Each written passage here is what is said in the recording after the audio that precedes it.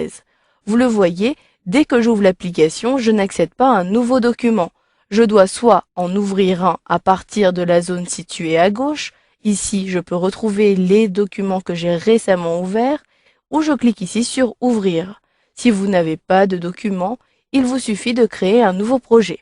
Donc dans la zone située à droite, je clique ici sur Nouveau projet.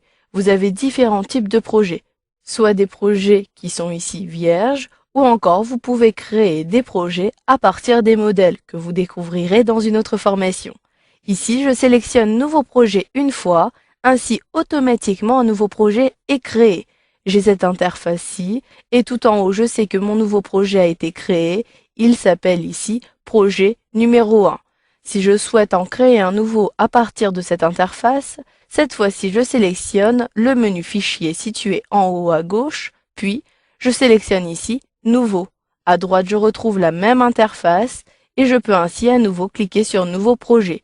Il s'agit d'un projet différent puisqu'en haut, j'ai ici le projet numéro 2 qui est ouvert. Si vous souhaitez plutôt ouvrir un document que vous avez déjà sauvegardé, il en va de même, cliquez sur le menu Fichier situé en haut à gauche. Cette fois-ci, je sélectionne bien Ouvrir et vous le voyez, par défaut, Ouvrir est bien sélectionné. J'ai ainsi dans la zone de droite les différents emplacements de sauvegarde des documents. Je peux retrouver ici les documents que j'ai sauvegardés sur mon ordinateur, mais également sur mes comptes en ligne SkyDrive et ici SharePoint 365.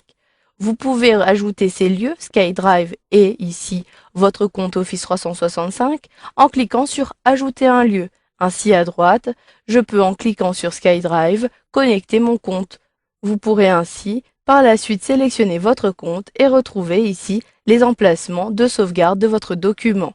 Pour l'instant, je souhaite ouvrir tout simplement un document qui se trouve sur mon ordinateur.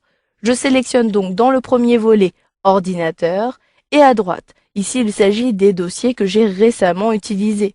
Si je ne retrouve pas mon dossier dans la liste, il me suffit de cliquer sur Parcourir. Ainsi, un explorateur Windows apparaît et je dois rechercher son emplacement de sauvegarde. Pour l'instant, j'ai sauvegardé des documents sur mon bureau. Je clique ici dans le volet de gauche sur Bureau, puis dans la zone de droite, j'ouvre mon dossier des projets pour retrouver ici l'amélioration du service client. Je double-clique donc sur Projet. Ainsi, vous le voyez, mon projet est ouvert. Il s'agit bien de mon document Amélioration service client qui est ici apparu en haut de la fenêtre. Si je souhaite fermer ce document, il me suffit de cliquer sur la croix qui est située juste en dessous de la croix située en haut à droite. En effet, si je clique sur la croix principale tout en haut, je ferme l'ensemble de mes documents. Par contre, si je clique ici sur la petite croix en dessous, je ferme uniquement mon projet Amélioration du service. Par contre, si je clique sur la grande croix, vous le voyez, j'ai à la fois fermé mon projet numéro 1 et mon projet numéro 2. Il existe une dernière façon d'ouvrir un document sur votre ordinateur. Vous n'êtes pas obligé de passer par l'application pour ouvrir votre document. Recherchez tout simplement ce document. Je double-clique ici sur le dossier Projet. Ainsi, si je souhaite ouvrir à nouveau l'amélioration du service client, il me suffit de double-cliquer dessus. Project s'ouvre avec mon document. Vous le voyez, il est très simple donc d'ouvrir un document. Et si vous souhaitez réouvrir un document que vous avez récemment utilisé, cliquez cette fois-ci sur le menu Fichier, puis en sélectionnant Ouvrir, vous retrouverez dans la zone tout à droite les projets que vous avez récemment utilisés. Si je clique maintenant par exemple sur Web Design Project, comme cela, j'ouvre le document à l'intérieur de Project.